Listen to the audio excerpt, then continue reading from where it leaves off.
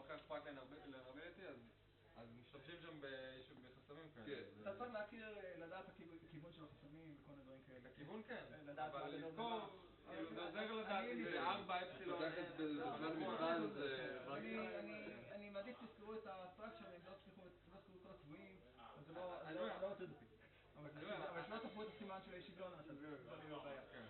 אתה רוצה להבין מה הוא אומר, באיזה כיוון הוא מעניין. אז תשאירו, כאילו תעשו בלנק באי-שוויון ורק את האותיות. אני אסכם עם נוגה, קודם כל אני רוצה מה אמיר עשה, אני לא רוצה לחרוג ממנו, כי הוא מן הסתם ככה חושב לכם שנה הבאה, אבל בכל מקרה, הטרייד אוף, אני מוכן שיהיה עמוד אחד של נוסחאות, מה זה A+B בריבוע וכאלה דברים.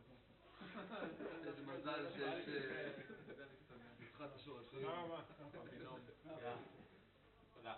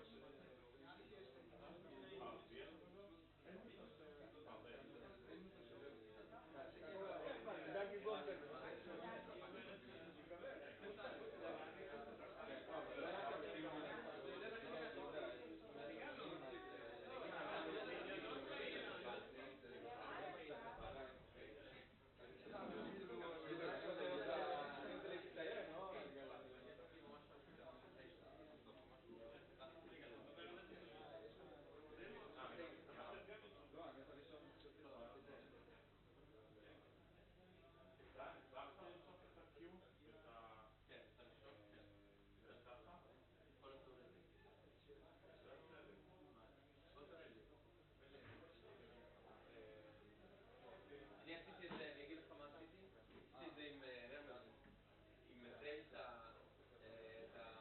דלטה אלפא, הגדרתי עם דלטה מיו מי.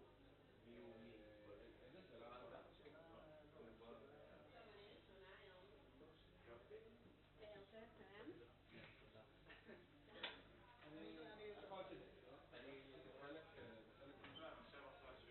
תשובה למה ששאלת אותי פעם שעברה. לא זוכר מה שעברו. טוב, תדעי זה שאלת אותי, מראש יכולתי להגדיר את התקווה היא בתור כל הפונקציה ולמה אני צריכה להגדיר את זה בתור כמה. בעיקרון יכולתי, כי יודעת את זה היה.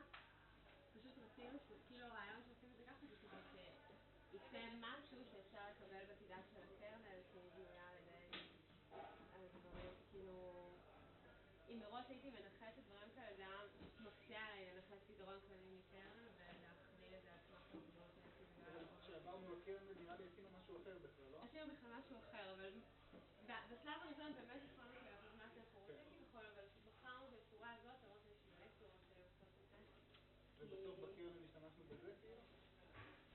לא, גם שלא בסוף קיבלנו, אבל זה משהו שיכולנו לקבל.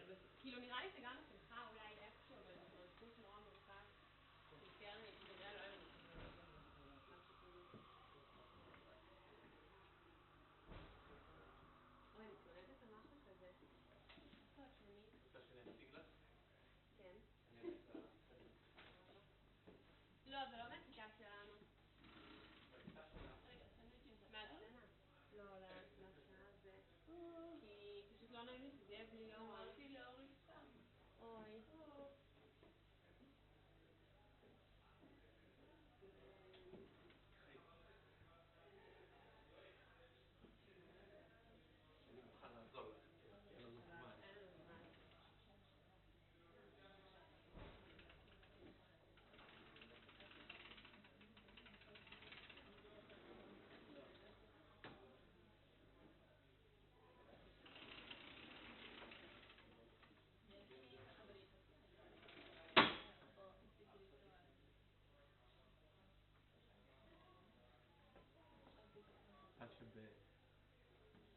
להשקיע, נו. אז בבוקר היו מוחקים כוס בגיר כן. עם סוכר, או מוחקים מים עם סוכר, כי אז היה עושה אותו חלק.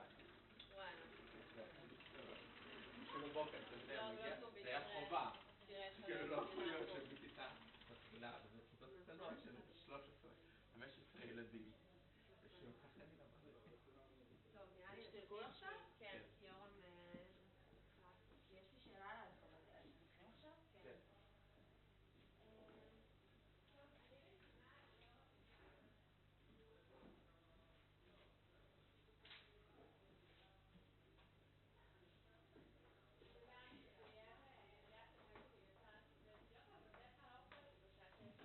לא, אבל כבר שמענו דיבורים. כן, לא, זה יהיה... תוצאות. נראה לי נעשה אותו בהפסקה כשאני אקח עוד שעושים, ובהפסקה יש ניסים. We have 10 minutes for the break. מישהו ביקש אוכל בריא, אז יש לנו פיצה. באמת? כן, אומייגאד. כן, מעניין.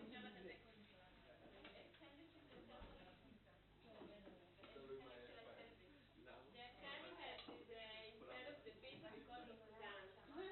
Okay? Because dance לא היה זה לא היה ברור לך. מה?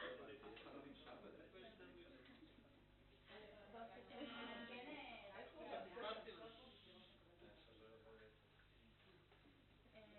Okay, this is the last table. And before we start, before I will forget it, I want to say thank you to Anna and Noga that every week heard the CA session twice sometimes in order to help me to just be more prepared. So thank you, Anna. Noga is not here. Okay. So the subject of the lesson today is the backpropagation algorithm.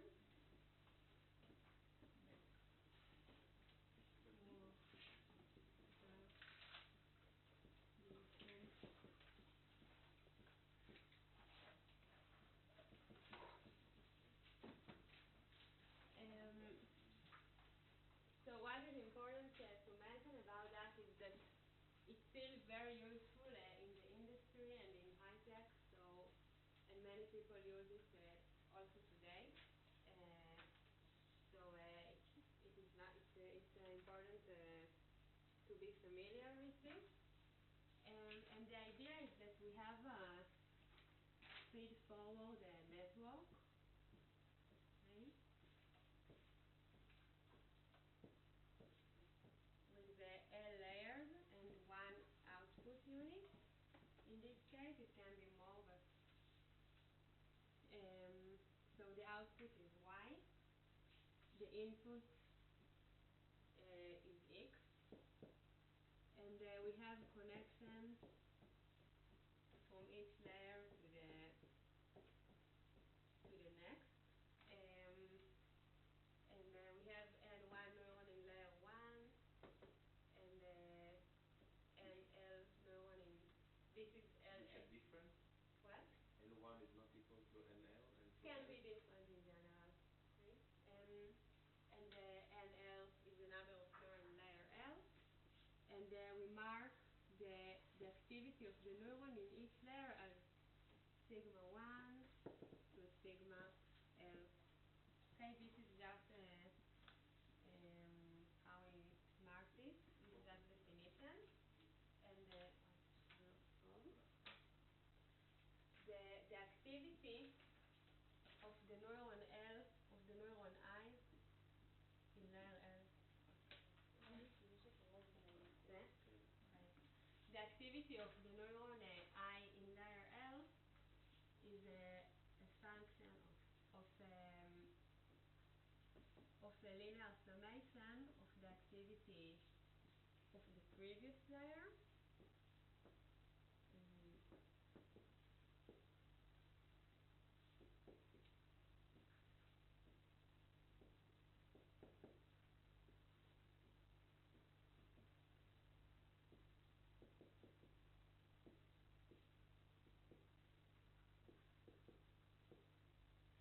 Okay, so this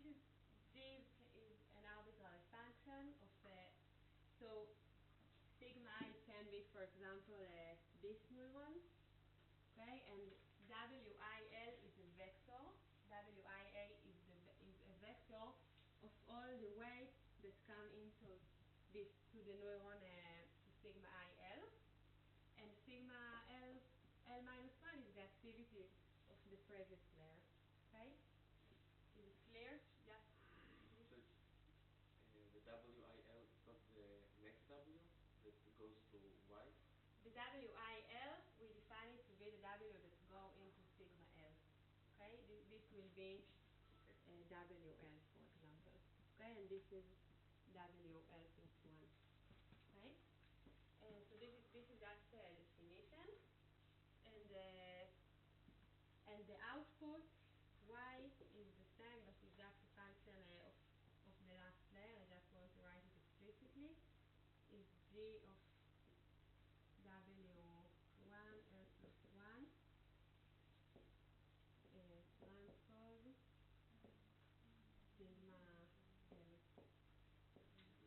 Okay?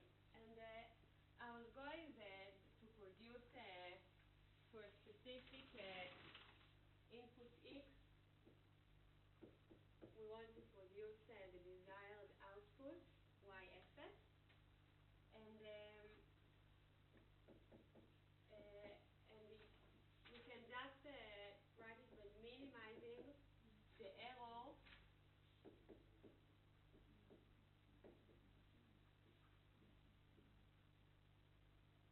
okay, so I can write the square error for a specific example, YFS.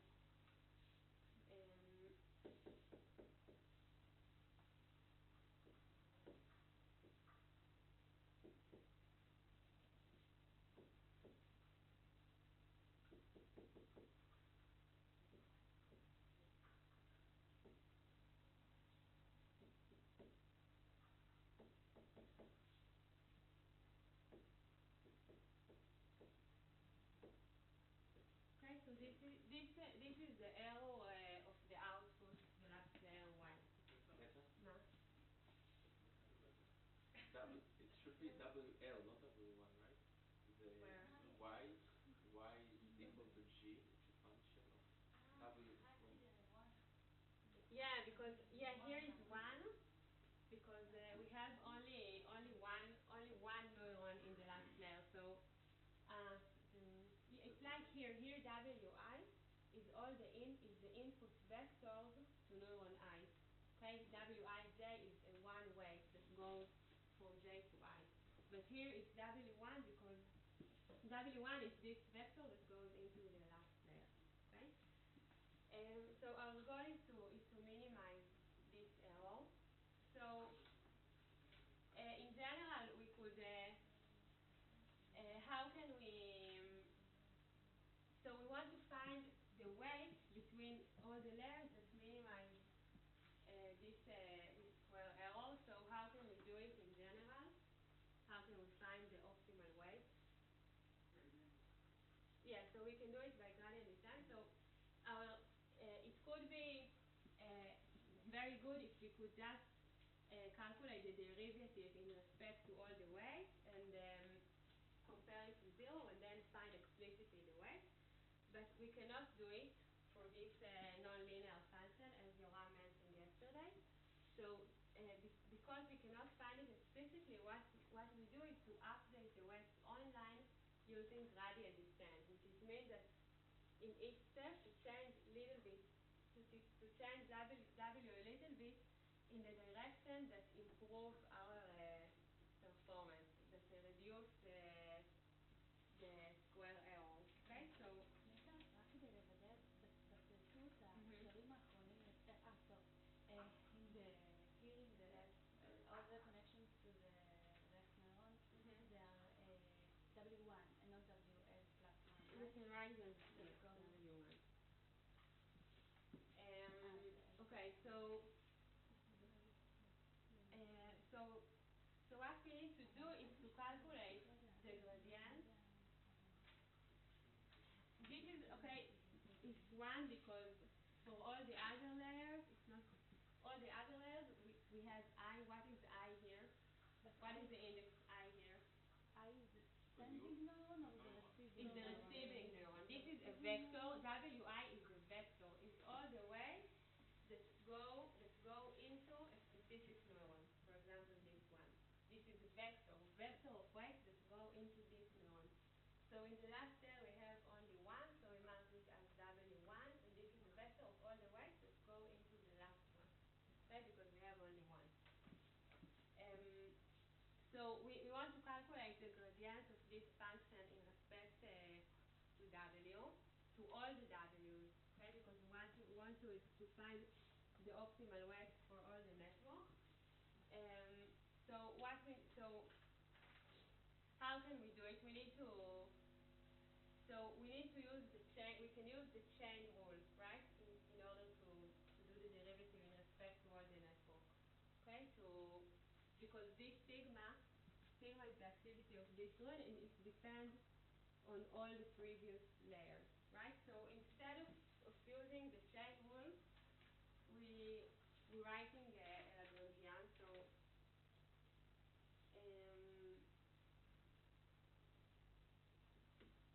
okay, so we can calculate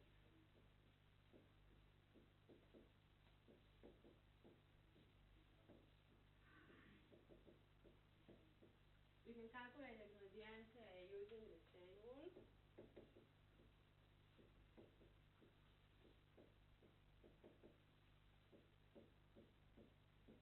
But instead we define a Lagrangian.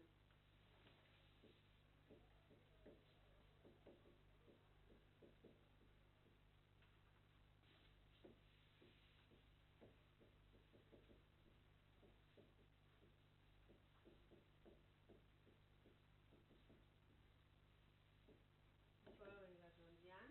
So Lagrangian is the square row.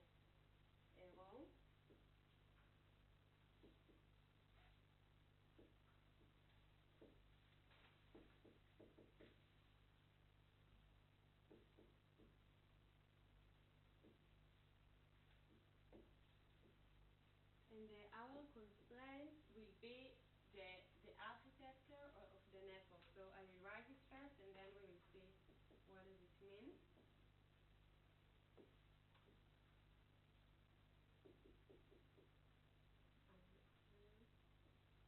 L goes from 1 to L, and I goes from 1 to NL. Lambda IL, sigma IL, minus G.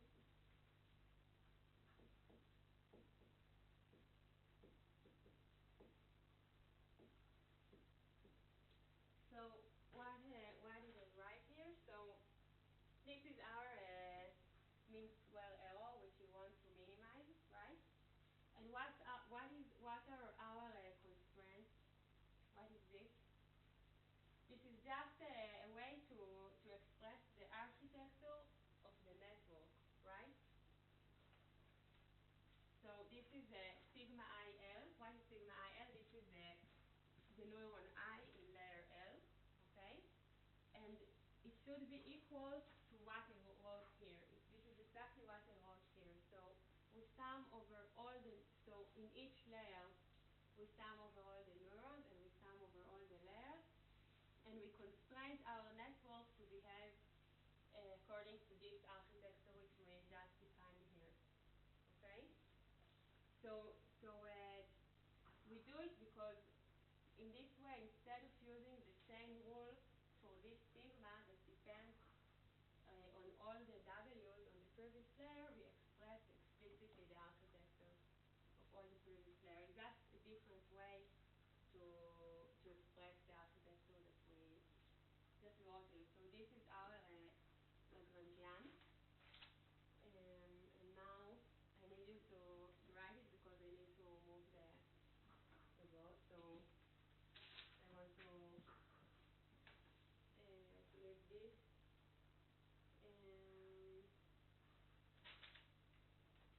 Okay, and I just want to define this as H. Okay, we call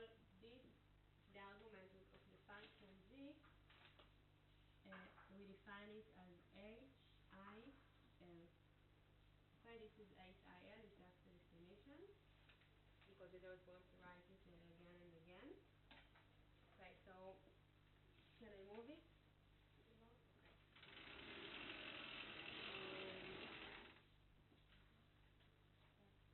Okay. Can you move it a little bit more? Can you explain once more about the constraint? Why this is a constraint and not something else? Okay, so the constraint is that we want to find the optimal W such that the network will keep this behavior. So we could, instead of write this Lagrangian, we could just write the square arrow and then use the chain rule and do the derivative in respect to all w's. But it just for mathematical convenience, we're writing the constraint in this way, and then we don't need to derive the first term in the square arrow. We don't need to do the derivative of the first term in respect to all the w's because it appears here. Okay. Okay. So now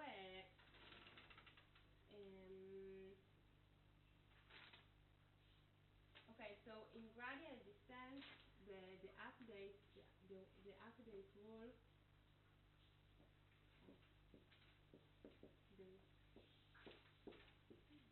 of each synapse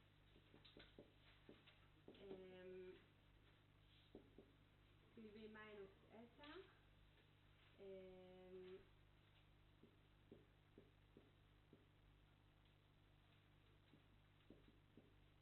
Right, so this is just the definition, the updating according to the gradient descent algorithm, right? So now what we need to do is to calculate this gradient in respect to all the weights in the network. Okay? So we will start from this layer. We will start from calculating the gradient descent in respect to the last layer of the weight. So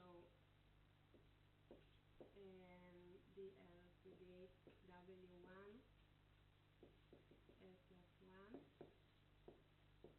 is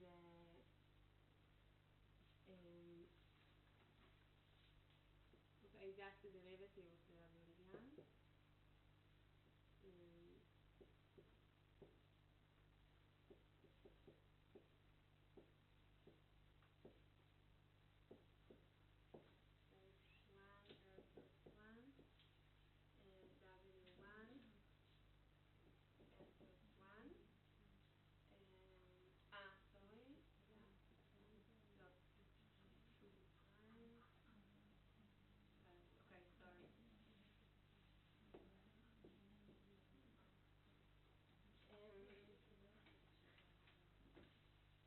Okay, so this is the gradient of the. Is it okay? What? Why this is the What? why this is the update rule?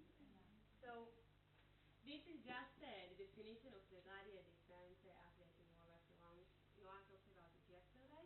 So in gradient descent, because we don't know what is the global minimum, we cannot solve the problem explicitly by doing the derivative of the least square error of the mean square error and compare it to 0. So we online update the weight in a direction that reduces the square error. Okay, but where is the dependence in all the other layers? What?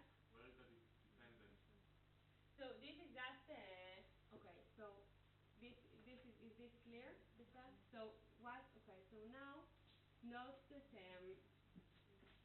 this is the derivative in respect to the last layer. Okay. So in the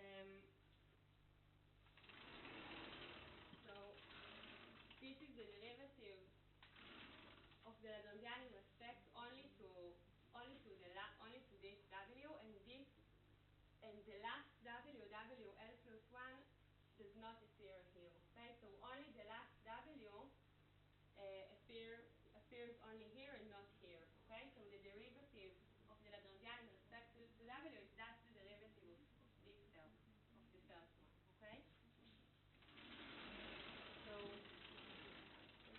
is the um, okay, and we will mark it as we'll mark all this is again the solution is as delta 1 L plus 1. Okay, so this is the gradient of the last layer of weight, and now we need to do the same for all the other layers of weight here. Okay, is it clear until now? Okay, so now I'm writing the same expression for the last for the other layer. So this is for the last layer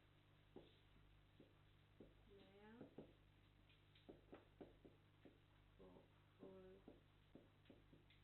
the rest. So this is a DL to the WIL, and so this will be okay, so now I want to calculate the derivative of the Lagrangian with respect to an arbitrary weight vector somewhere here. Okay, so for all the other layers, we don't need to do the derivative of the first term, right? Because this term depends only on the last layer.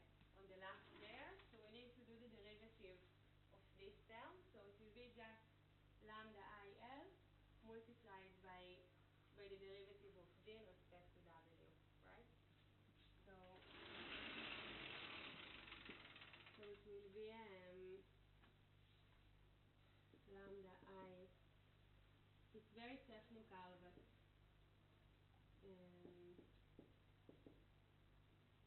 HIL sigma L minus 1. Okay, so this is the gradient of a different weight vector, but the problem here is that we don't know what is lambda, right? So for the first layer, I can do the gradient descent because I can calculate the gradient of L in respect to W, and then and this term.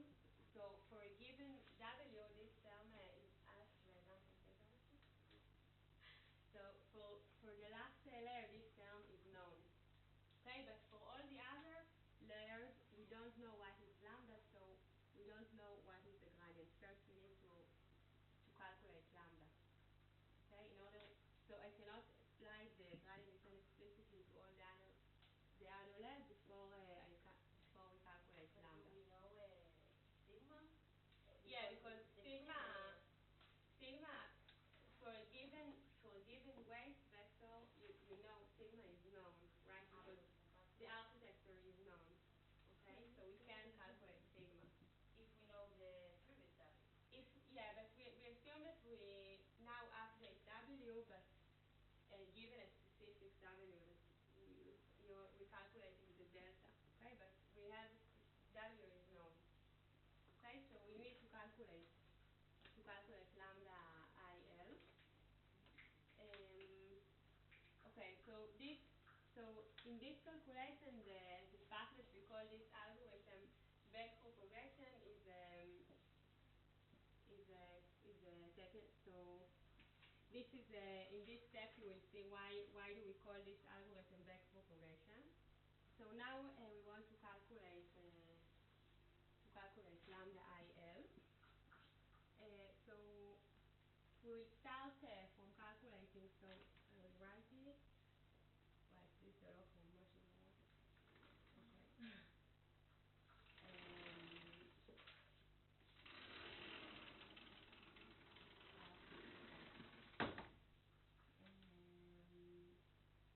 So I said I have to break this.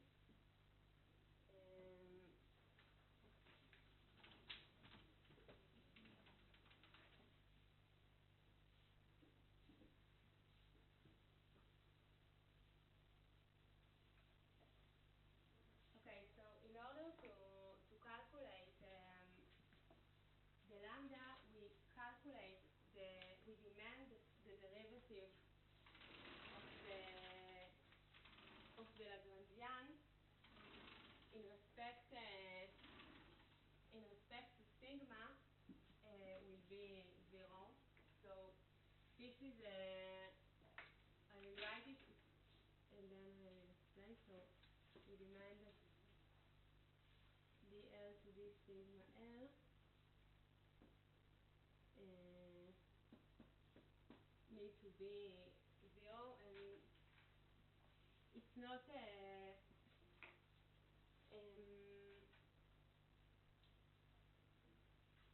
so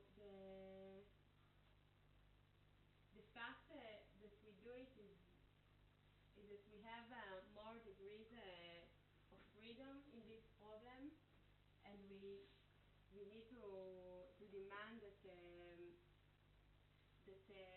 mean square will be optimal in respect to sigma, and this will give us the lambda. I think that I don't have a better explanation for that. Maybe I will try to write something more clear in the notes.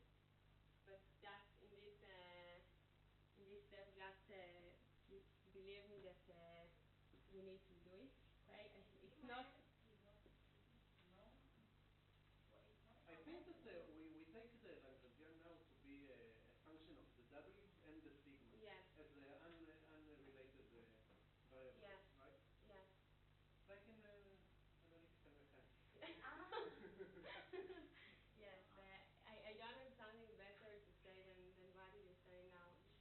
If you have an intuition for people that don't use the same variable. Just a technical step Yeah. to find the correct W. Can you repeat the technical step? So the technical step is now we're looking at the Lagrangian as a function of sigma and W as an independent variable, and the constraints actually make sure that they will not be really independent, because we constrain sigma to be a specific function of W, but we can look at them in this step as an independent variable. You can say something more about that, or that's it? Exactly that. That's what you say in analytical mechanics to the students, and they should Why be. does this help us? What? Why does this help us find The lambda? W?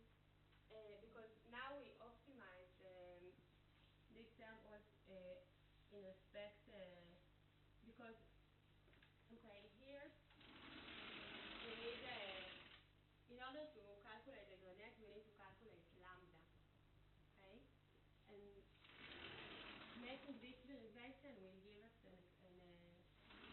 this expression for lambda in this step.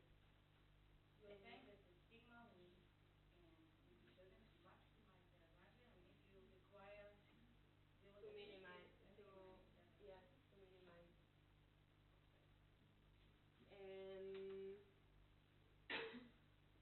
Okay, so the derivative of the try to believe me for this step, and from now on it will be mathematics, but you need somehow to accept it. Okay, according to analytical mechanics, function of survival of something else. Okay, so if after we accept this step, we want to calculate this derivative. So for sigma L,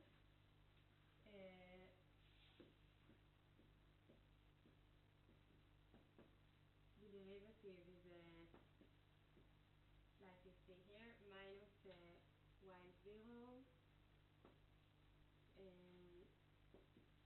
minus g of h1 L plus 1 g prime of h1 L plus 1 w1 L plus 1 minus lambda L. This is the vector of all the Lagrange multipliers that come from the derivative in respect to L equals to large L. And from this we can get lambda IL. So lambda IL is equal to just to this y-fs minus g of h1 l plus 1 g prime h1 l plus 1. Okay, so this is the Lagrange multiplier of the for the last layer, but we want to find all of them. Okay, so now we'll see that the Lagrange multiplier of each layer depend on the Lagrange multiplier of all the layers above. Okay, so for any L, this dl to d sigma I L, now L is not necessarily large L, the capital L, so we'll get that minus lambda I L. So and I just want and sorry, so here we also remember that we mark this as delta I L plus 1. So we get a delta 1 L plus 1. Okay, so the Lagrange multiplier in each layer is a function of the error of the above layer. Okay, the Lagrange multiplier in layer L is depend on the error of the above layer and the weight.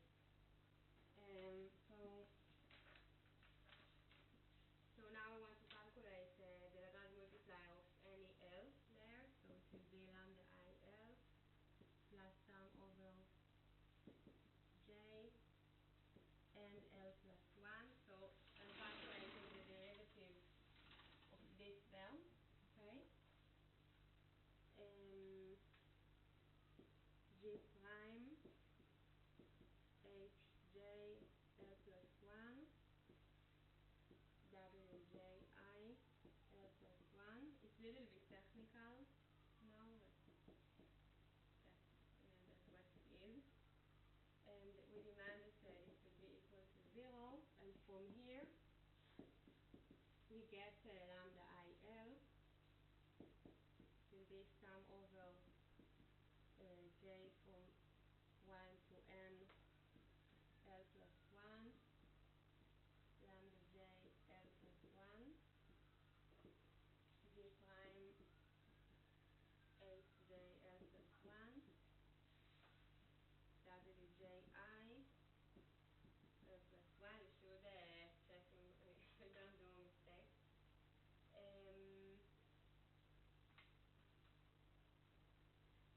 Okay, so The W in the second row from the bottom, what is the index there? this The bottom, this is L plus this 1. L plus 1 and this is Ji. In the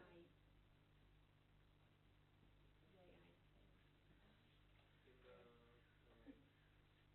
this, when we derived the L with respect to sigma large L, then you wrote lambda I L equals something. YFS. No, that's okay. But Okay. at the end, shouldn't it be W 1I and not a vector? Something? Yeah, it's W1I. This is specific weight, you're right. Okay. Yeah, you're right. Also here. Okay, so you can see that we got each Lagrange multiplier as a function of all the Lagrange multipliers of the layer above, right? This is lambda I L, and we got it as a function of all the lambdas of L plus 1. Okay, of the layer, actually the layer below.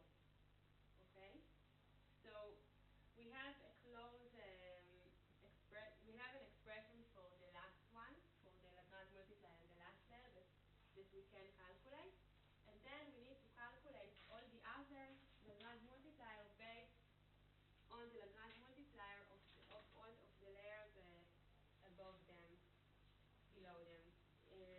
So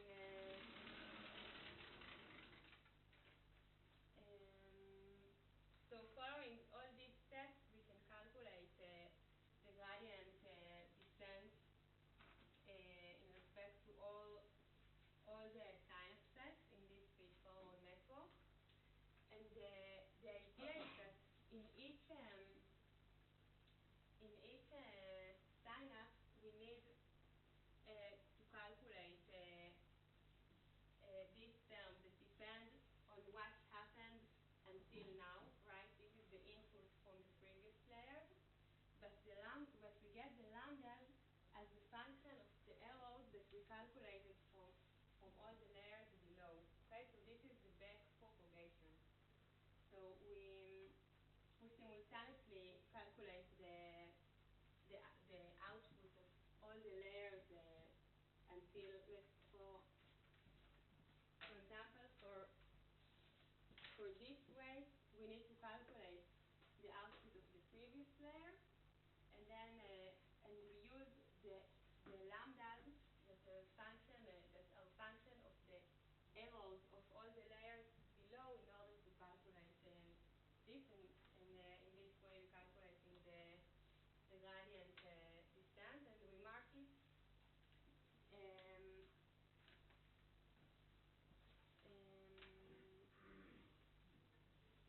okay, so, and actually that's it. This is the algorithm.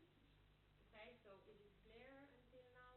We're almost finished, but what we are doing, the mathematical steps that we are doing. So I calculate all the lambdas from going from the left layer up. Yes, from the left layers up. Then you said that I need also to go in the opposite direction. In the opposite direction, because you have the sigma. Because the sigma. And sigma is the output of this layer that depends on what happened until now. Okay, is it clear, the mathematics?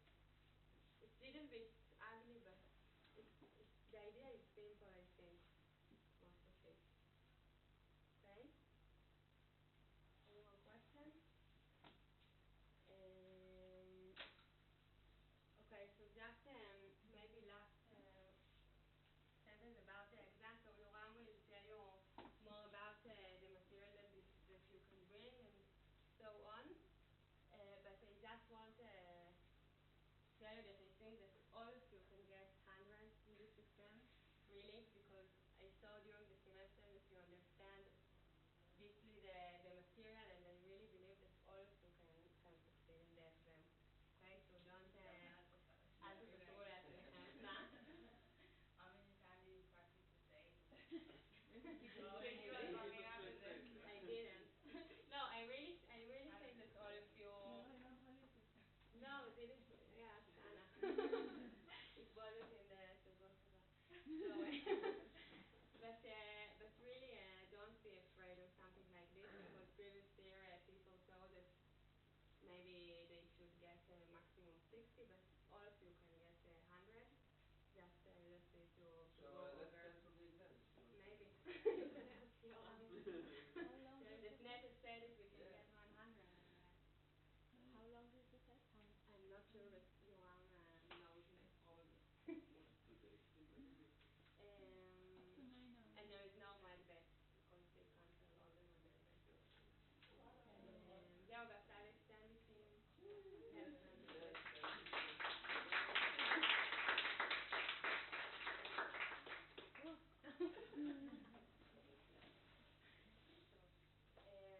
נחכה ליום נראה לי בסטנדיסים שהוא יגיע.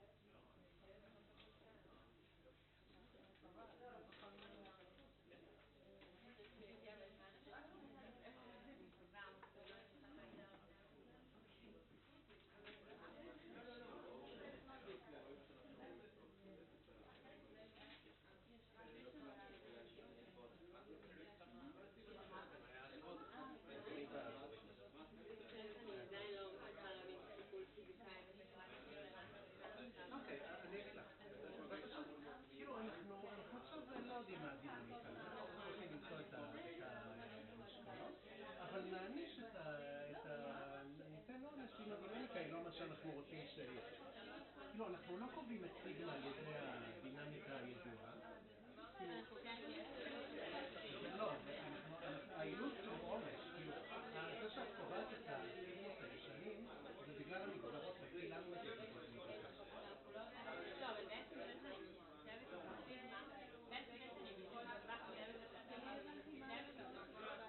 נכון, המשרה הזאת, כאילו GI, את לא מסיבה את האילוץ, את עושה DL ל-D למדה שווה 0. נכון, אבל את לא אומרת שזאת הדינמיקה, כאילו זה פשוט תמיד את עושה ככה, זה תמיד כי הלמדות הן מאוד דרגות חופש. כאילו, הדרגות חופש של עכשיו זה אומגה, סיגמה ולמדה. אז מהמשוואות האלה את בעצם מציבה ומוצאת את הסיגמות של הישנות.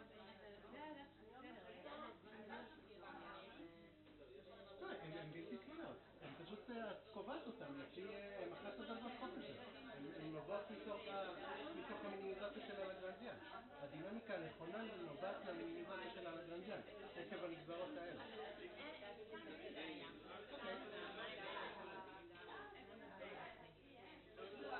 זה עוד אחת מהדרגות חופש, הסיגמה.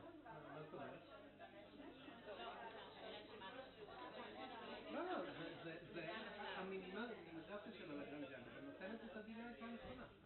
למרות שאת לא אפילו מציבה אותה.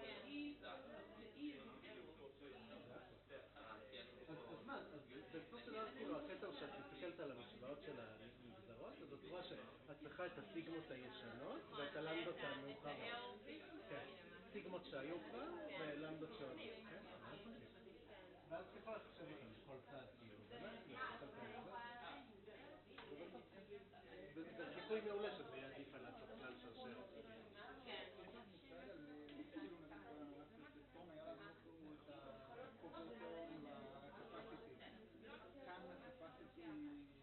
יש לי משהו תיאורטי שאומר כמה אנחנו יכולים להפריד כאילו זה יותר טוב אני יודעת שכאילו אם בעיקרון עושים משהו מספר אחת שיש תשתית שיכול להסביר כל העולם יש כזה משפט, נכון שכאילו שכבה אחת זה מספיק גדולה והיא יכולה למספר שכבות ככה ואין כזה כן, זהו, אז ליאור אמרה אני לא יודעת מספר כזה כי לומדים זה כל דבר, נכון? עם Deep Learning, זה השם אני עכשיו מנסה לעשות משהו בפרוטודים אז כעיקרון כל החברות שעושות דברים עם למידה, כל המאלה של הראייה ממוחשבת וכל זה, הם עושים Deep Learning, Deep Learning זה בעצם הרבה שכבות, זה משהו מאוד מצוין זה הכי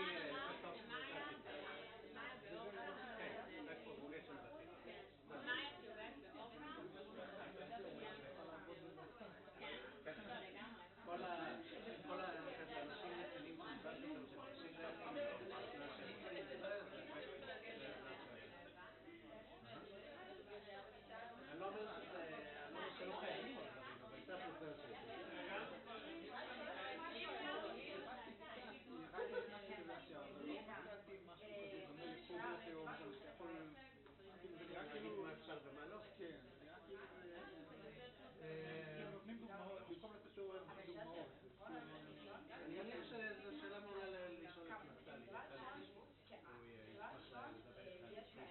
כעיקרון הוא כל הקורס של בעיבוד מידע, זה הכל דברים מאוד מופשטים, שכאילו אתה מדבר על מה אפשר ללמוד במערכת היפותזות מסוימת, אפשר לקרוא לזה מערכת היפותזות מסוימת, הרשת הזאת. ותמיד אתה יכול להגיד כזה מה יהיה, כל איזה VC dimension, כלומר עד זה גודל שדאטה תוכל כזה להכליל, ללמוד איזושהי כמות, ואז תוכל להכליל ממנה. אז יש כל מיני חסמים כאלה.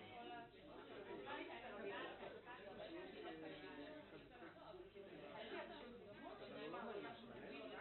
מה שכן, יש ספר שהוא המליץ עליו, שקוראים לו Understanding Machine Learning.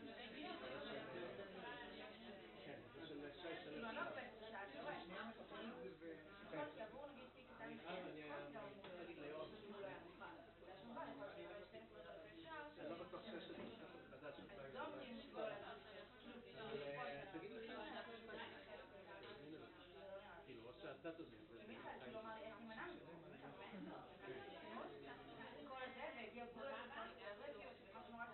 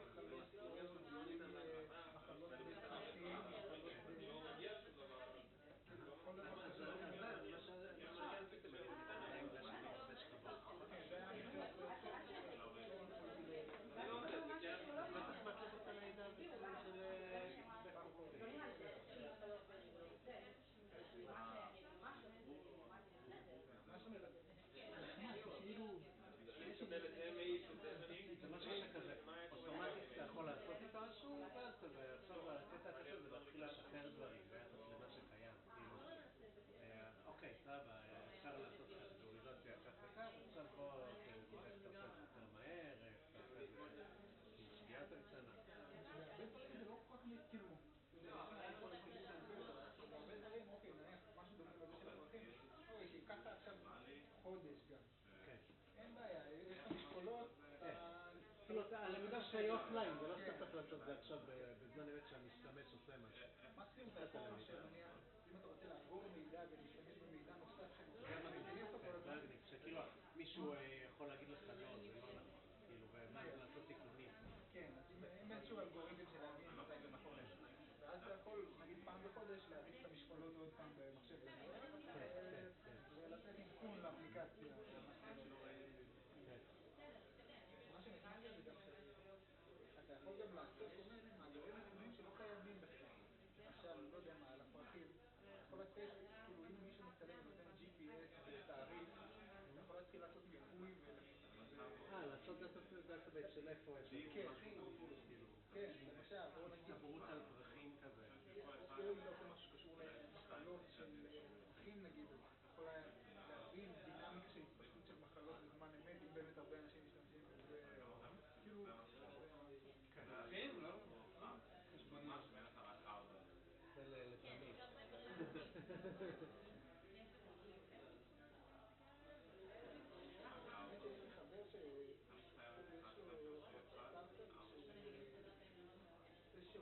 הוא היה פעם סופר עמדות, והוא אומר שזה מיושן בקטע פסיכי, הצורה שהם עובדים. כאילו יש להם מין טבלה של מספרים כאלה, שזזה כל הזמן, והם מסתכלים, הם עושים כל בעצמם, ואין להם שום דבר אחר. היום דווקא הרוב נבחר הוא אלגוריתמי, לא? יש דברים עם אלגוריתמים, אבל בכל זאת יש בכל מדינה עשרות חברות של אנשים שיושבים מול הדברים האלה ועושים קניהם חוב ברמה שזה תלוי אם הם עושים קליק מהר או לאט.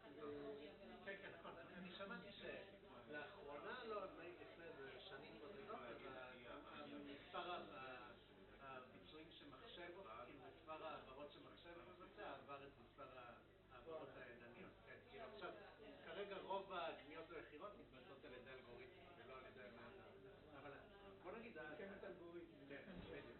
ואז זה, כאילו יש לזה דעות, חלק מהאנשים אומרים שזה טוב, שזה מייצב את השוק, כאילו הכל כזה, אם יש כזאת תחרות, אז זה יהיה בלנס כזה איכשהו וזה, יש כאלה שאומרים ההפך, זה כאילו יש דברים. אז כן, אז מה חבר שלך עושה? אמרנו שאני רוצה שייתן לי דייטה כדי שאני משהו עושה לא של לעשות מכונה שמעניינת, אלא משהו יש כאן יתרון להתקדמות. מה עובר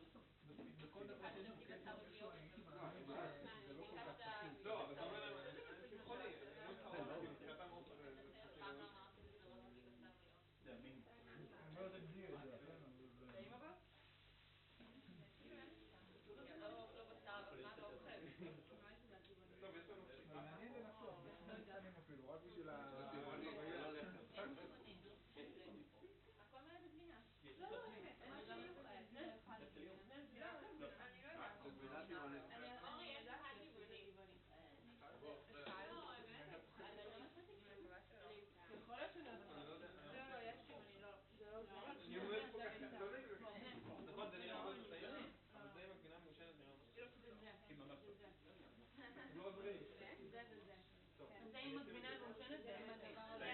כן, זה הכל. מה שנראה פאנל. איפה אורית? יכול לשים את זה. אני לא זוכרת. נגיד פחות רע.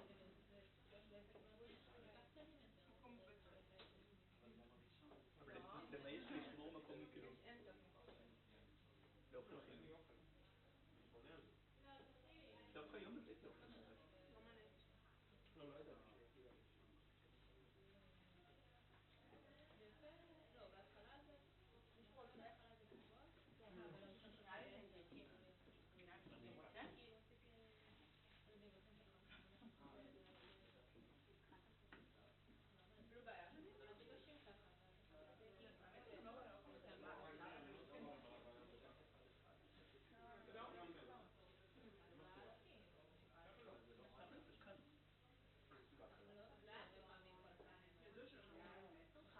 אגב, אם אני לא אקבל 100, אני גם אבוא בדעה, אני אומר לך, גם תכל'ס לא אכפת לי שלא הביאו לנו 100, אלא הביאו לנו את הממוצע של התרגילים, שזה כולל הבונוס של ה-90.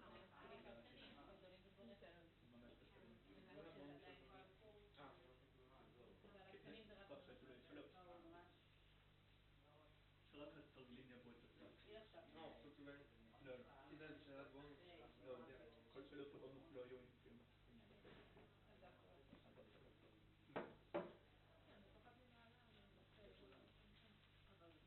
שמע, אם זה חוסך לי את הזמן שעמוד במבחן, לפעמים אני קורא 90, כאילו, לא לעשות 100.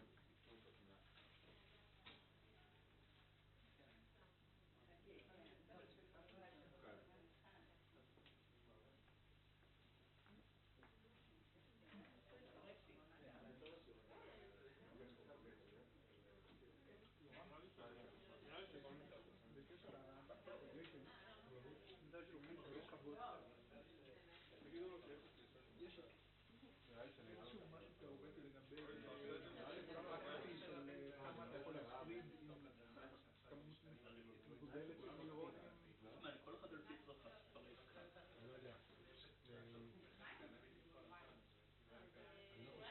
שזה יעלה מאוד חברה למעדים כאלה, אבל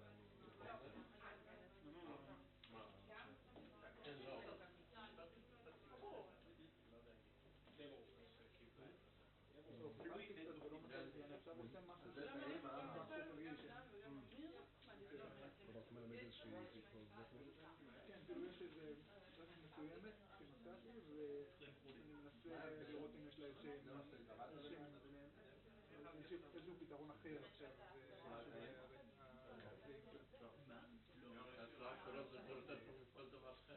ואני הייתי שמח לדעת נגיד באיזה טווח פרמטרים זה טוב, לא טוב.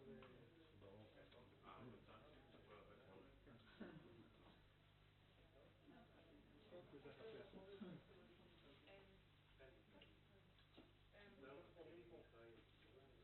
עד לך אל תדלק, אני אנסה להבין מה עדיף. כן?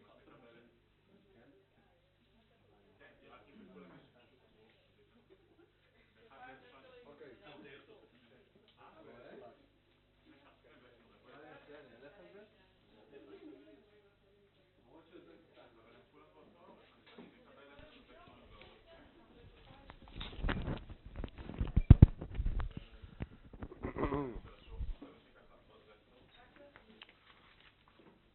Okay, so I'll start by finishing what I did yesterday.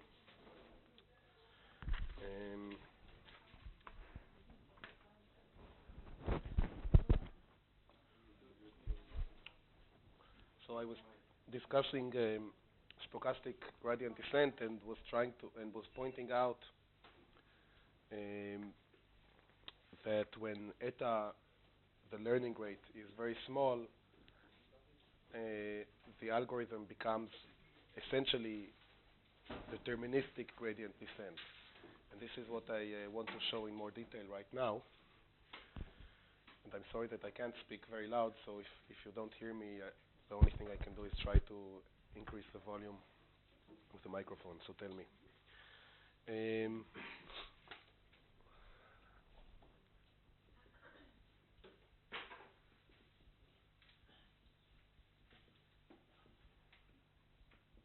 Okay, so our learning rule was that wit plus 1 minus wit is equal to the gradient, and I'm writing now the coefficient, the elements of w, so I'm writing the derivative with respect to wi of the error of the particular example that we're shown. Okay, we're shown an example x t plus 1, y t plus 1, and with the previous weight, we check what is the grade. We have some error. We check what is the gradient of the error, and that's how we update the weights. And what I want to discuss now is the case of small eta. Oh, and there is a learning parameter here, the learning rate. Okay, so what I want to discuss is the case of small eta. And the way that I'm going to do it is that I'm going to consider eta equal to some eta 0, just put here eta 0, versus eta equals eta 0 divided by m. Okay, so as we take m,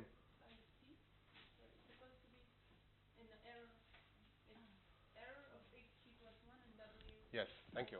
Yeah, WT. And this is WT, the whole vector, right? I mean, the error depends on the whole vector of W's, and what we take the gradient with respect to Wi for the change in Wi. Okay, so as I take m to infinity in this parameterization, eta goes to 0, but what I will also do is that I will compare one step of this procedure with m steps of this procedure. Okay. So, and maybe not everyone can see this, so.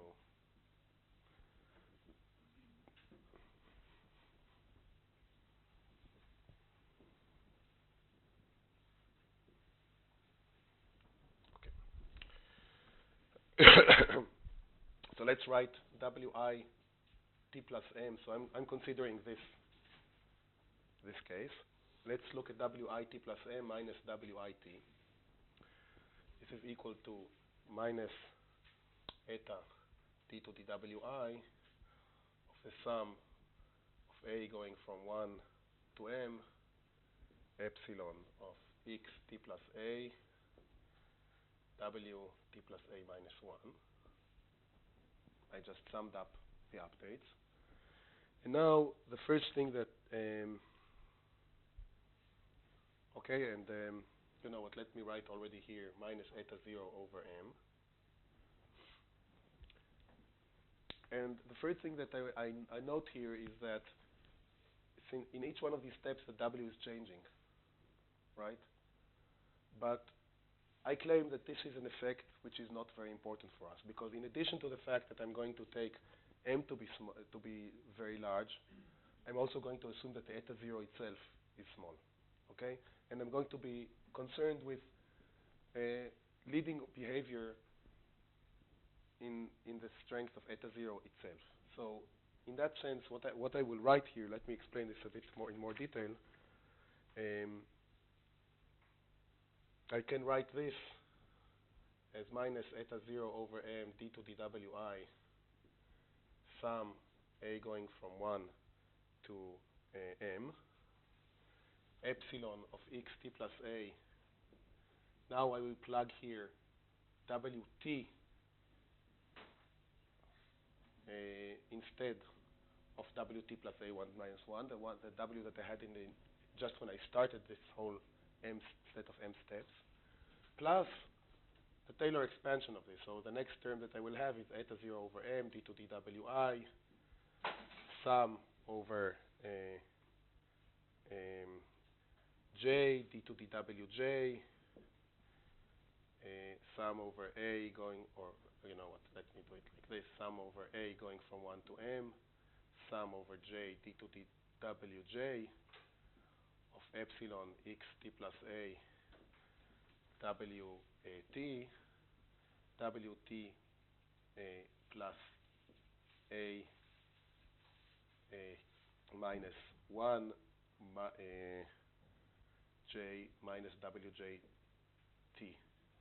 Okay, what did I do? I wrote epsilon evaluated with this W in terms of W epsilon evaluated with this W plus a first order term that comes from the change in W. All this is not the details here are not very important. The important thing to understand is that, as we will see, that when eta 0 becomes small, eta 0 itself becomes small, these changes are small. So all this term is a term which is a higher order term in eta 0 than this term. Okay? So to leading order in eta 0, this is a term that I should be interested in. That's the first point that I want to make.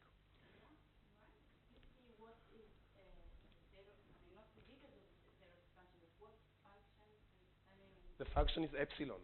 Epsilon of x t plus a is epsilon is a function of the x. It's really an example also of the y, which I didn't write explicitly, and it's a function of the weights. And so here it's evaluated with the weights at each one of the m steps. Now I'm evaluating it with the weights at the initial step, and I'm saying that there's a correction because the weights have changed. So you expand around WT? So exactly. And I expand all the elements of W, because all the elements of W are changing. And this is why we have a sum over J. So if W was one parameter, we would write d to the W of the function times the change in the parameter. When we have a function of many variables, the first order term is written as a sum over each one of the variables, derivative with respect to that variable, times the change in that variable. Then it's not the vector, the WJ? Thank you. Okay. Sometimes I write a vector and still put a coordinate, but it's good to be to write it more precisely. Okay. You said that this term is the order of eta squared, right? I said that, well, what I said yesterday is that this term is of order, what I meant to say yesterday is that this term is of order eta, and therefore we'll have eta squared, whereas here we have eta 0. In fact, this was not true. As you will see, there are changes in eta because of the random part of the changes. You will see, I think, we will go through this, that there is a change in W which is of order eta to the power half. Okay? But it's still higher order in eta. Okay? The way to think about it is that we know if eta goes to 0, this becomes 0. There is no change in W. So this has to be a term which is higher order in eta. Right? Okay. Now, since this is higher order in eta,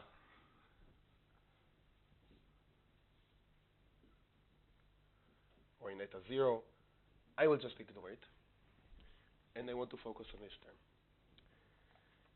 Okay, so what do we have? We have wi t plus m minus wi t is, now I'll write approximately equal to minus eta 0 over m d to the wi sum a going from 1 to m. I'm just copying epsilon of xt plus a wt. Now everything is evaluated with the initial w.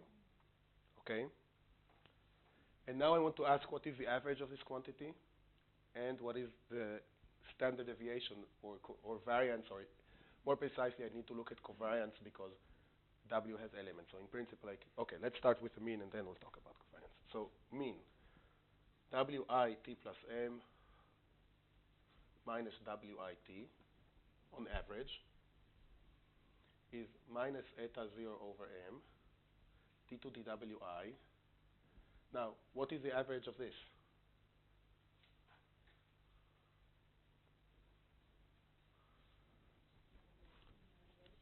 This is what? Generalization error for WT. But I have m terms like this, so that the terms sum up.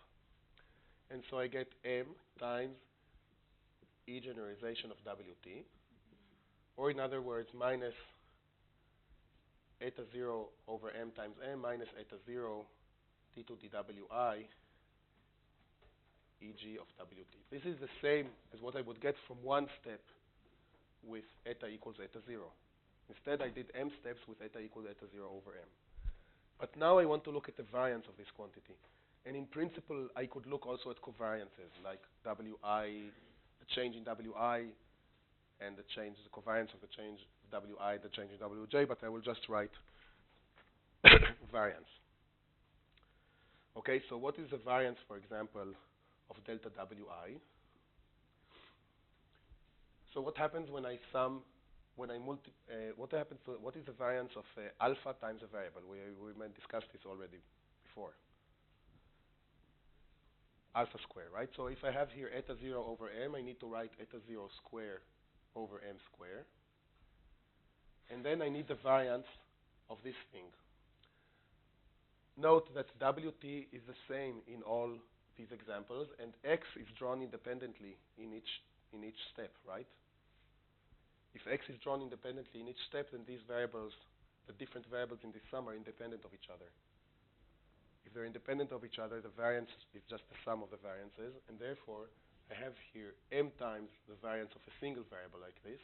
So I have here m times the variance of d to the wi epsilon x t plus a wt. Let's just call this vi of wt. Okay, so what I got here is eta 0 square over m vi of wt.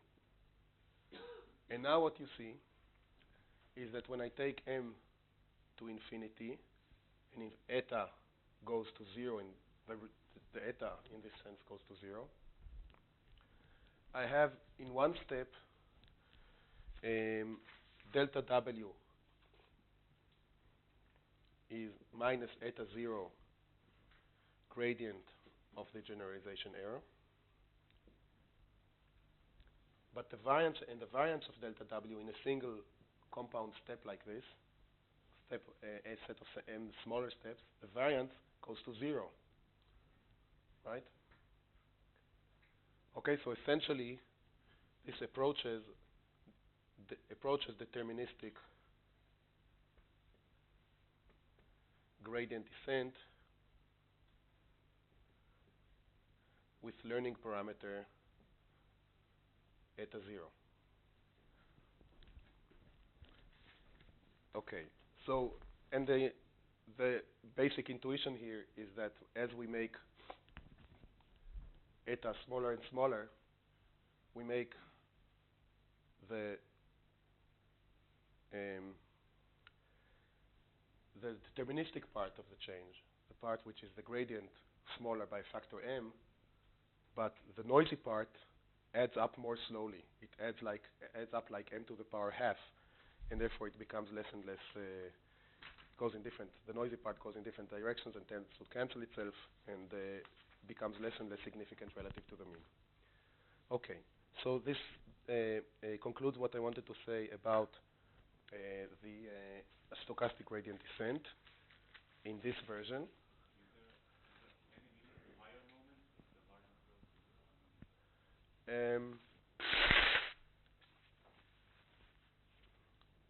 A variable whose variance is 0 is a delta function. So if the variance goes to 0, this is enough to argue in some sense that this becomes a deterministic variable. Of course, it's not 0. It goes to 0 in some way, and there is some, but this is an argument saying that in the limit that eta 0, m goes to infinity or eta goes to 0, this becomes identical to deterministic gradient descent. Okay. Now, one thing about that you should note about this algorithm is that it involves, in order to apply it, we need to calculate the gradient of the error function. We need to calculate the derivative. And this might be difficult in some cases. And it's also difficult often to imagine in the context of learning in the brain, as in a neural network, how a neural network will do it. It depends on the structure of epsilon. Maybe there are sometimes ways to represent it in the neural network, but it seems complicated. And so the next algorithm that I will discuss falls into a different class of optimization in which we do not explicitly calculate derivatives. And it's also a nice algorithm in the sense that as you will see, it suggests relevant biological processes that could occur in a real neural network in the brain. Okay, so this algorithm is called reinforce.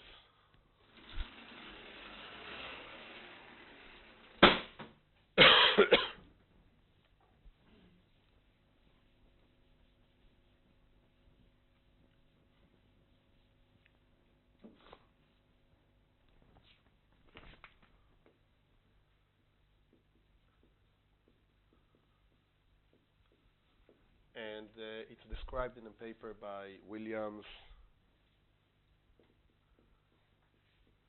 1992.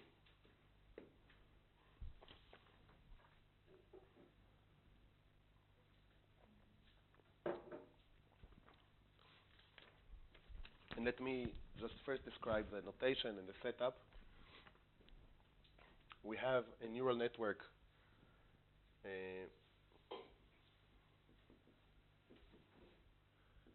with units whose activities I will represent by yi.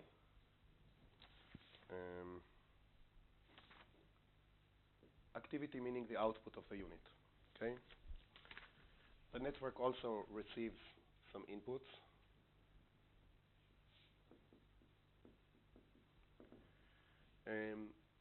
I will denote them by x0i, and I'm using here slightly different notation than Williams. If you read the paper, keep in mind that my notation is a little bit different. And these inputs are drawn from some distribution, in each presentation, similar to what we've seen before.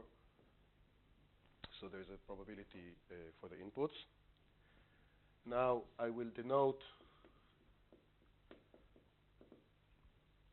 by the vector x both the external input to the network, this x0, and the activities in the network. And the reason I'm doing it, because I will think about this longer vector as the set of all possible inputs to units in the network. Some units will receive inputs from the external inputs, and units might also receive inputs from other units in the network. Okay? And I will assume that my units are stochastic.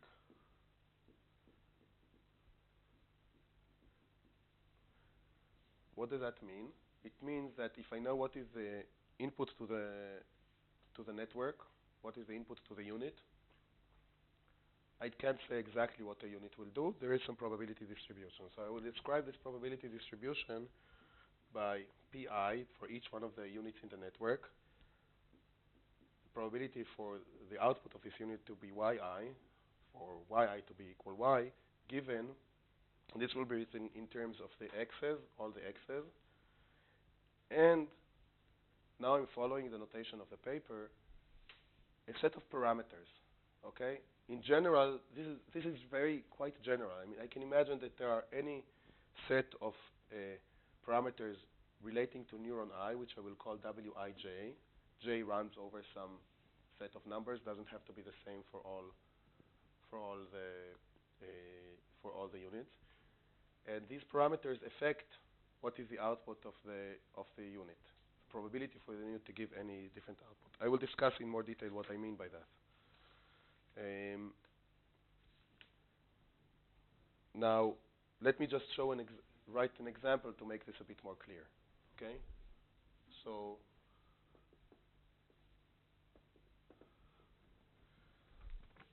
let's start with a Can you say what is yi equals y? What is y exactly? Okay, let's just write p of yi. It's just notation. Like y, the output yi being equal to y. But it's fine, let's write it like this.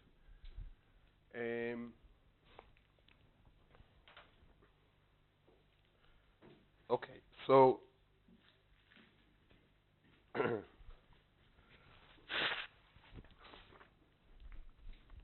example, binary neuron. Okay. For the binary neuron, the output yi will be either 0 or 1. Okay.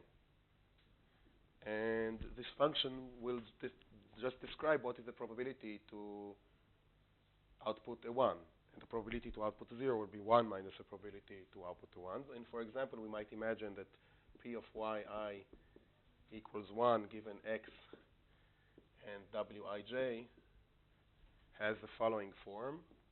It's some sigmoidal function of a sum over sum of the neurons in a network. So ji is just a set of indices, sum of the neurons in a network, wij xj plus bi. Okay, so in this case, what I called in general the parameters wij, we think about them as weights relating neural I to some neurons j, and in all the examples that we'll think about in practice, this will be the case, but formalism is a bit more general. Why just sum of them? What? Why just sum of them? Why?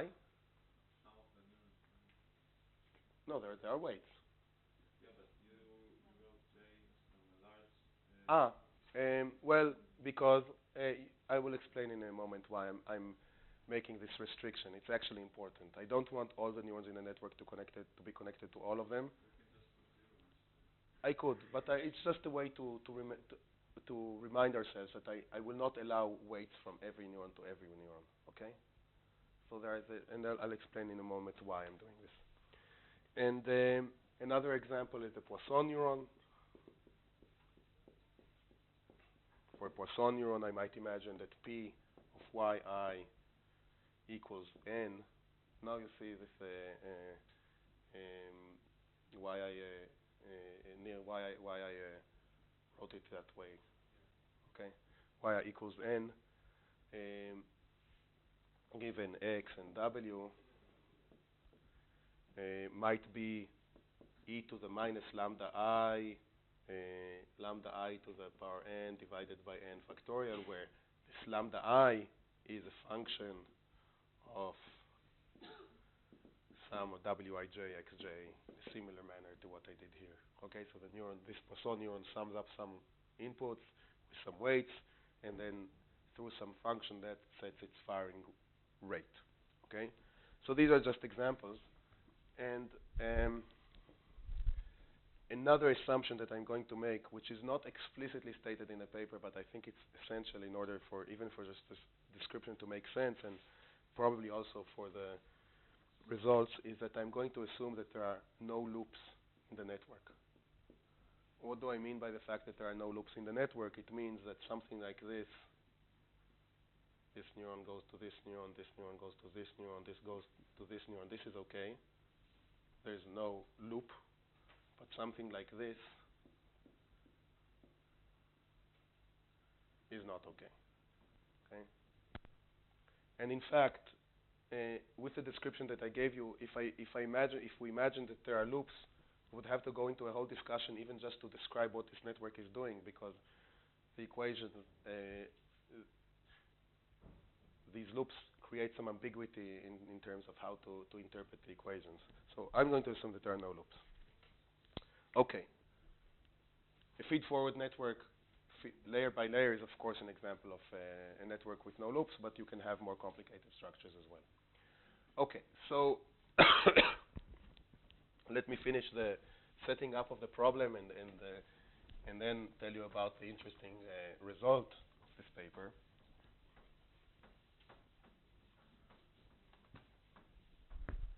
The final and important element in the theory is that we assume that whenever an input is presented to the network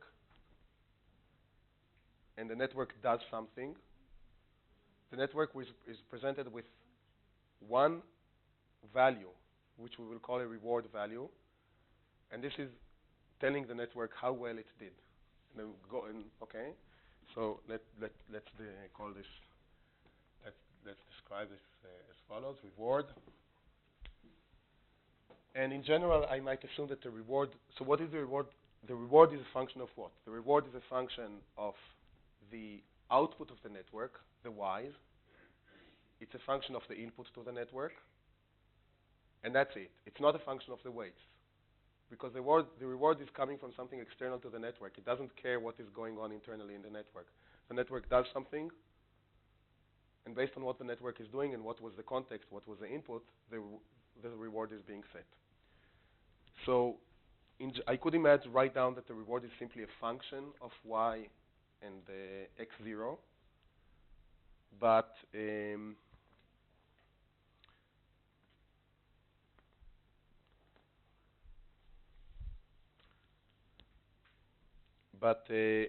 in fact, I will imagine also that it might be probabilistic. So the reward itself might be probabilistic.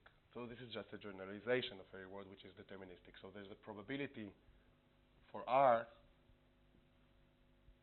given x0 and y. In fact, I defined y to include the x0s, but I'm just writing this to remind ourselves that there are the elements which are the inputs, and there are the elements which are the outputs of the network. Now, if we think about the problem of function approximation that we discussed in the past few lessons, it can be cast in this form. We can say in that case the reward will be deterministic, and it will be the square error between the activity of the output unit, the last output unit of the network, and the desired output squared. In fact, it will be minus this because the reward is something that we want to maximize.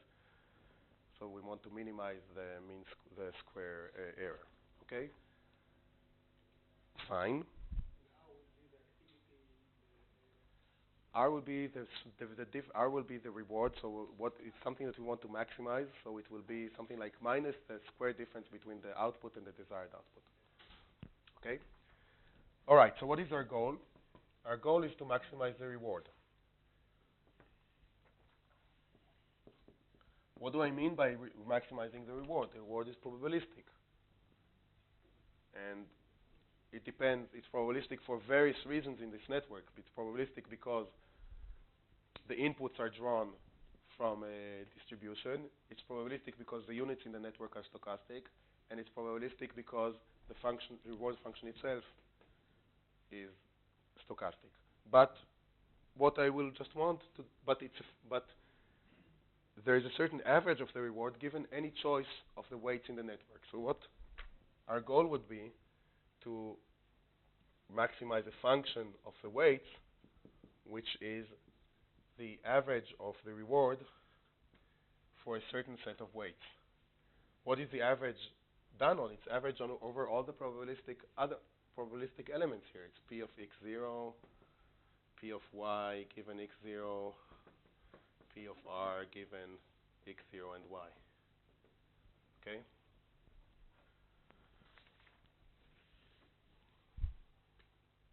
Okay, so this is a problem.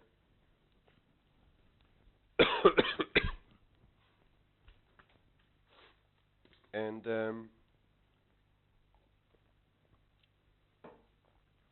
now comes a proposal for the solution.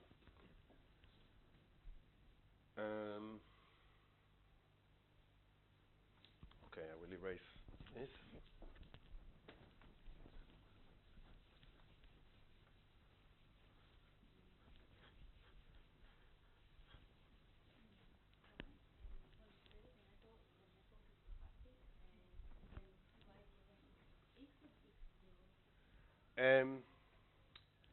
Okay, remember that x actually includes the y's. So it's a bit funny to write y given x. So right, so this has to do with the fact that I assume that the network does not have loops.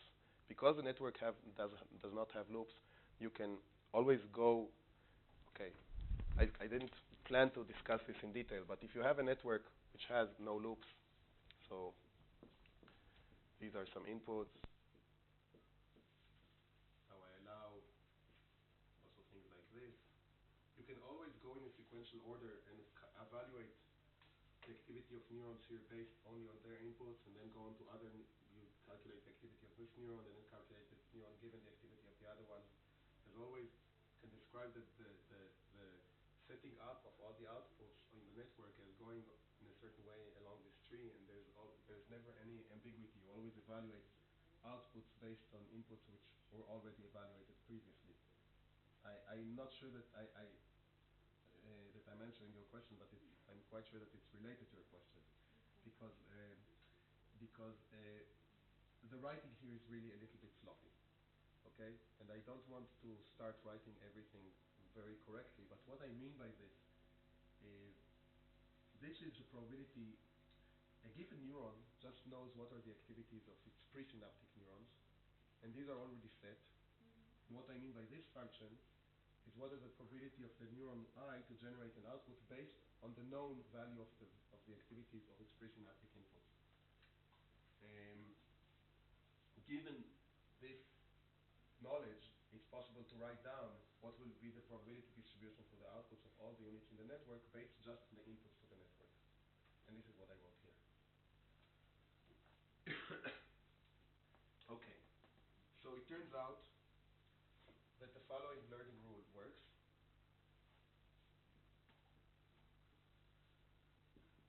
I'll explain in a moment what do I mean by the fact that it works. So, in similarity to the odd-line learning that we discussed previously for stochastic gradient descent, we present some input, the network generates an output, and a reward, and the environment based on the output of the network and the inputs generates a reward. And now what do we do with the weights in the network? Delta Wij equals to some number alpha times the reward times Eij. And what is Eij?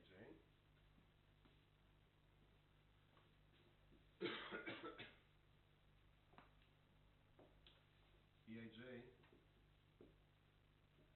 is mathematically defined as follows. The derivative of log pi of yi given x and w with respect to Wij. Okay, so again, what this function represents is how the activity of neuron I depends on its inputs. Given that the inputs are known, this is an important point because, in fact, some of these inputs,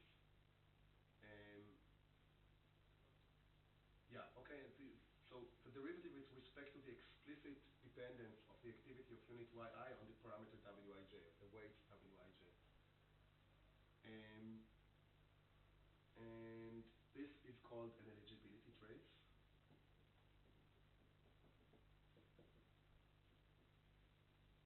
And it looks a little bit abstract. And if we had more time, I would write some examples and show you that it's not so complicated. But I want to tell you just a few things about this learning algorithm and why it's interesting.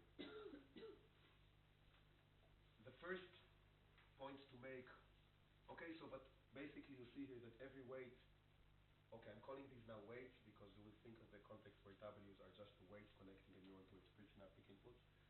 Each weight is updated based on the reward.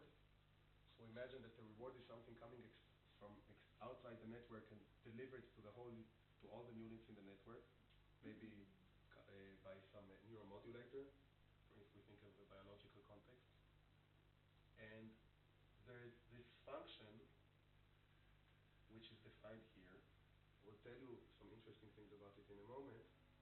But the first thing that I want to point out is that it's easy to see. If we'll have time, I'll do it. Otherwise, it's an exercise. That if you average Eij over the outputs of the unit, even given the x and the w, so no average on the inputs, just given a certain set of inputs and the values of the outputs, if you average this quantity over the stochasticity of the output unit, you always get 0. Okay? Now, why is this interesting? It means that if the units are deterministic,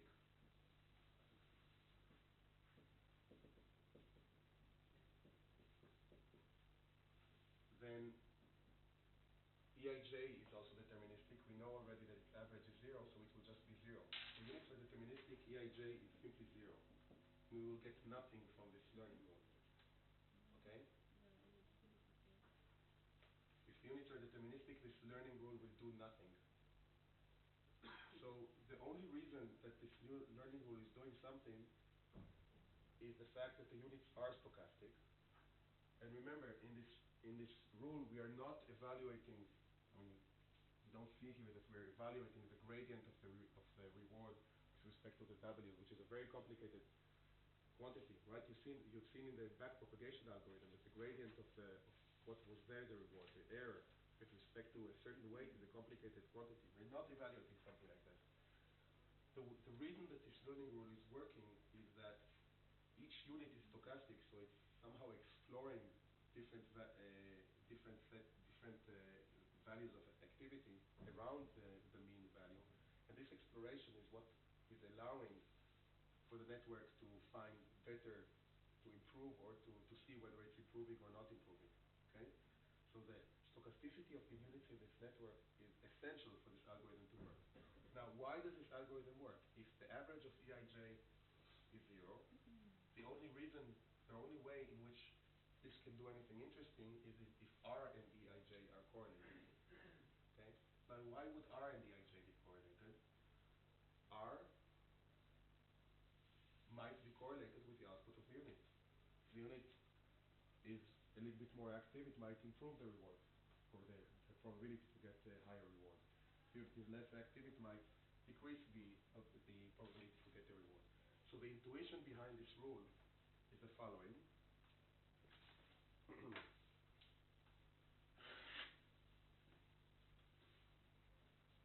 Suppose that a given unit is in such a state where increasing it will increase the probability of reward. Okay?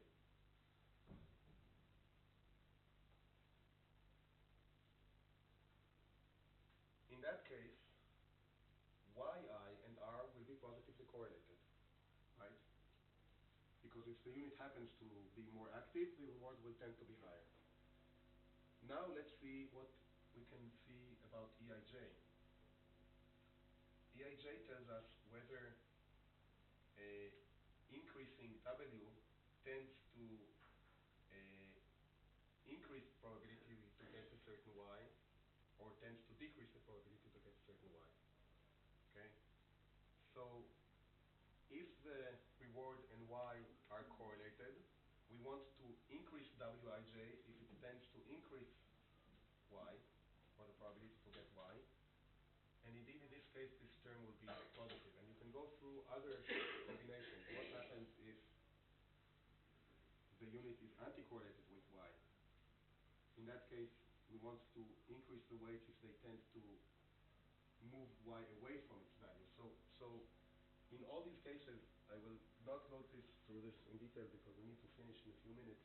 In all these cases, you can convince yourself that this argument, at least locally, is doing something sensible. If the weight tends to increase the probability to get a certain Y, and also Y is correlated with the reward, then we enhance the weight. In other cases, we decrease the weight. Now, it's possible to prove mathematically that R Eij, okay, so this requires a few lines of work. Actually, not much. Both these proofs are quite short, but I don't have time to show them. That this is equal exactly to dWij, to d to dWij of the average reward. And therefore, the average of delta Wij in this rule is equal to alpha d to dWij of the reward. In other words, the average change in the weight